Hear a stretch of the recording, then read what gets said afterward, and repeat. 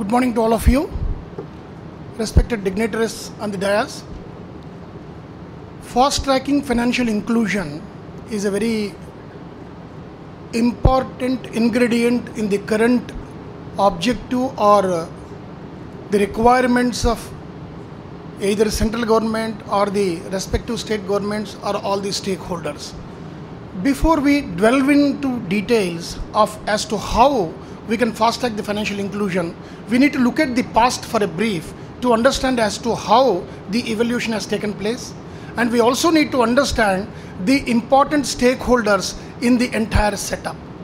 Before we go on to the brief understanding as to how we have come so far since the year 2010, when for the first time financial inclusion was discussed in detail.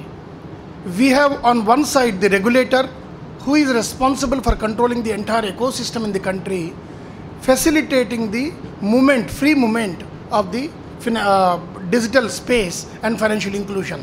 On the second leg, we have all the important stakeholders, whether we call them as a financial institutions called commercial banks or payment banks or small finance banks, or even on the government segment, we look at central government, various state governments who have a vested interest in looking at ameliorating the economic status of the geography or the population within the state. And at the third level, we have the entire infrastructure ecosystem, how it's going to hasten the process of fast-tracking the financial inclusion. And more importantly, not to forget the fourth segment, that is the entire population of the country or the citizens of the country who are involved in the entire exercise. If we do not understand the economic status of them and their preference for digital or the tools available at their end for adopting to the digital technology, if we don't look at those things, probably the entire setup may be working, but the objects would not be able to be achieved. Now, coming back to what we have done so far, we are all aware that the financial inclusion for the first time was triggered in a bank-on by the then finance minister in the year 2010. And since then, the initiatives were taken in the year 2011 by introducing ultra-small branches, whereupon they wanted to at least penetrate the presence of a branch, though not physically, through a setup where the coverage of the population of our country to a greater extent for bringing into the banking system for operating their banking needs or for satisfying their banking needs was attempted in the year 2011, involving all the banks, all the commercial banks without any exception. And then again, the year 2014 came where Pradhan Mantri Jan Dhan Yojana was completely implemented across the country. In the same process, when we have seen, there was also an improvement in the Aadhaar registration in the country. The position in 2010-2011 or little later was not very high, but 2014 onwards, the Aadhaar registrations also simultaneously started very effectively in the country, covering almost all the population of our country, which in the days to come, or in the even next few years to come, which the Aadhaar has to play a very critical role in the digitalization of our entire ecosystem in the country. Now, since then, if you look at, not only that we have covered the population, if you look at the coverage of population, like Mr. Rishi Gupta said, currently 85% of the adult population has already got the coverage and opening of the bank account. But if you look at, to understand as on today, as to what is the level of transactions they are undertaking in digital space, it is hardly around 20%. If the same thing, if you'd like to compare with different countries who have started the financial inclusion much later than us, they have already reached 60% or even 70 to 80%. That clearly indicates that there are challenges which we need to look at. Now look back at all these four, when we call them as a pillars. One is that regulator, then all the stakeholders, importantly financial institutions, respective state governments and the central government, and the third segment being the infrastructure, what is currently available, and the entire population, citizens of our country. There are challenges in every segment. We'll start from the citizens angle. The challenge comes from literacy. Not only the normal literacy, challenge comes from financial literacy. With the divergence of population across our country, with different languages being spoken by them, it would be very difficult for us to impose a singular language for them to adopt the financial literacy, which is proving to be really a tough situation when as a banker we look at for customer awareness or customer education to penetrate at the lowest level. So that challenge will have to be overcome by adopting the local language into our digital space, into the tools of the digital space, which we would like to provide to them so that they can start utilizing the same for meeting their banking needs. Another important challenge is, it is not only that they are brought into the canvas for the banking account to be operational with the tools available at their disposal from the digital perspective, but what is the economic status for undertaking the transaction? We are seeing there are a lot of challenges in their economic status. We look at them, if you see their economic status, there are few things which we need to look at. One is the current income generating capability of the entire population who are in rural or semi-urban. Second, their capability to create a contingency for the future requirements to come. Then the third leg is the if they upgrade themselves on the first and second, the wealth creation for themselves. But they are still in the very nascent stage. They are still struggling to earn for themselves for their living. And if they are struggling for earning for their living, where is the opportunity for them to operate in the digital space of the banking? If it happens through DBT, a particular withdrawal will end the transaction in a month if the DBT is being passed on to them every month. If you are looking at any contingency, for example, Government of India has come out with Pradhan Mantri Fasal Bima Yojana for their agriculture, which is nothing but a contingency protection to them. And the another contingency protection is Atal Pension Yojana. You save today and for protecting your future tomorrow. But how much of the population really was able to upgrade themselves through the savings or through the income what they're generating into this particular phenomena? It's going to remain as a challenge. While this remains as a challenge, financial institutions on the other hand probably are not having much of a role in meeting this challenge. This challenge needs to be addressed by the central government or the respective state governments, which I am very confident, or I'm sure if you have seen in the last few years, they have been working very hard. They are clearly aware of that. It all intertwines with the economy per se, and if you look at specifically to see how the population improves or increases their economic stability, to see that the transactions in digital improve on day-to-day basis, whether it is through DBT, whatever they get, or any other mode. Then comes the challenge of the ecosystem or the infrastructure. If you have seen the financial inclusion development which has taken place from 2011 onwards, we have seen smart cards being issued to the population for giving as a tool for them to undertake the financial transaction. In the year 2014, the smart cards have completely been stopped for further issuance, and we have come back with a RuPay card. The RuPay card being used in the entire mechanism of the ecosystem through the NPCI, whereupon the transactions were being undertaken.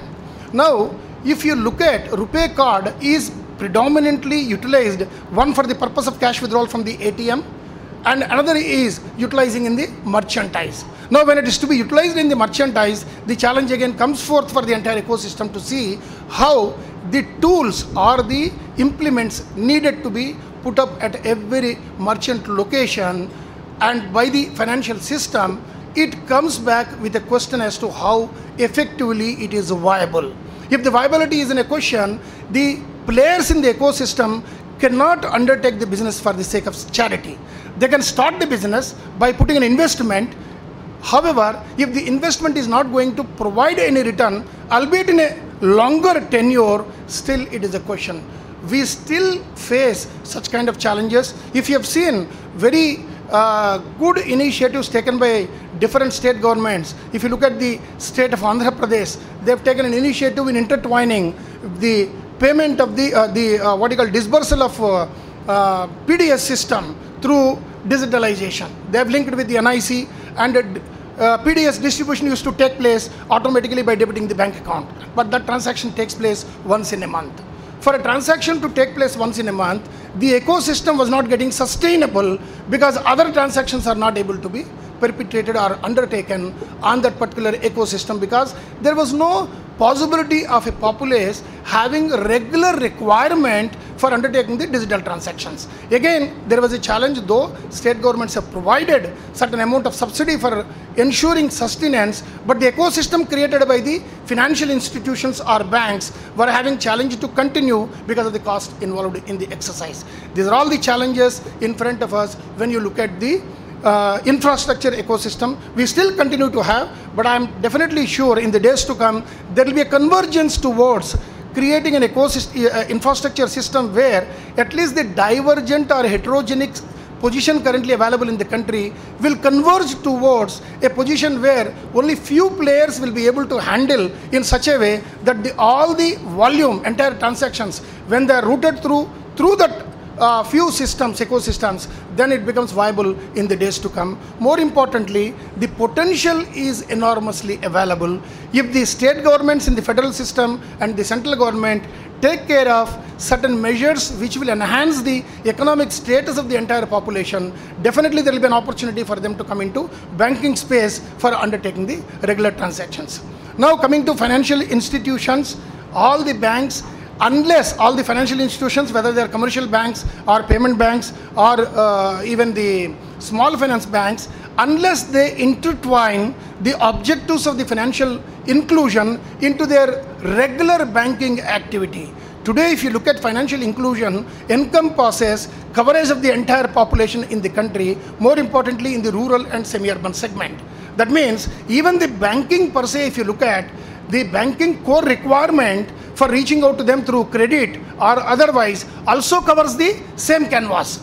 So if the banker is reaching to that canvas or the population only for the sake of financial inclusion, probably bankers will be making a mistake. Now what they need to do is, financial inclusion should be part of the entire business profile, and if they are reaching out to the customer, they need to look at financial inclusion as an enabler for taking forward the banking transactions for reaching out to the clientele base. While this may not be a very big challenge, but many of the banks have already undertaken measures in that direction, and accordingly financial inclusion as on today, if you look at, has become part and parcel of the entire banking business strategy for any commercial bank or a small finance bank or a payment bank. Now coming to regulator. Regulator has enormous challenge. The population is very high. If you look and compare the potential of the digital space in our country vis-a-vis any other country, no country can match except of course the China in terms of the population and the probability of increase in the digital space. That provides us challenge to control the entire environment in a very effective manner. More importantly, the cyber security threats are omnipresent. If you look at the entire population, you can't expect them to be completely aware of the threats which are going to be perpetrated on them. We have seen a lot of incidents where identity theft is there. We have seen a lot of incidents, they've been taken for granted by the people who have cut hold of their credentials and have undertaken the transactions. If it does happen for a rural population or semi-urban population who are already struggling to hinge on to the whatever savings they have, and if the money is lost through this kind of a situation, they will completely lose the faith on the entire ecosystem.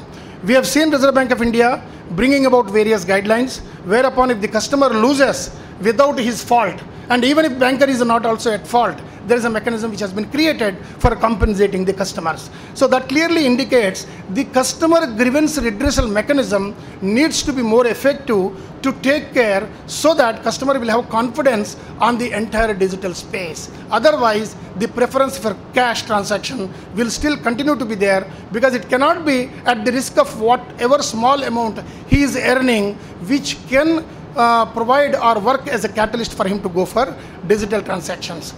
We have also seen various guidelines being put forth by Reserve Bank of India. Now the recent decision is to form a committee under the chairmanship of Nandan Ninakeni, you are all aware, which the points of reference given to them for submission of a report within the 90 days, if you have gone through, they cover all the challenges currently being faced by our country in terms of the digitalization, in terms of the objective of fast tracking the financial inclusion. It covers the cyber security threats. It also covers the position of current setup and how it has to be improved upon in the days to come. I am definitely sure with the guidance of Nandan Ninikeli, the report which is going to be submitted in the days to come would be adopted by Reserve Bank of India to take it forward to create a system in the country, a regulatory system in the country, so that when we are looking at fast-tracking financial inclusion in the days to come to cover entire population of the country, simultaneously we are also creating the ecosystem with strong security measures so that the players, ultimately the population of the country who are going to be part of the entire digital space, will be confident of undertaking the transaction with trust on the entire ecosystem. Thank you very much for the opportunity given to me in this regard.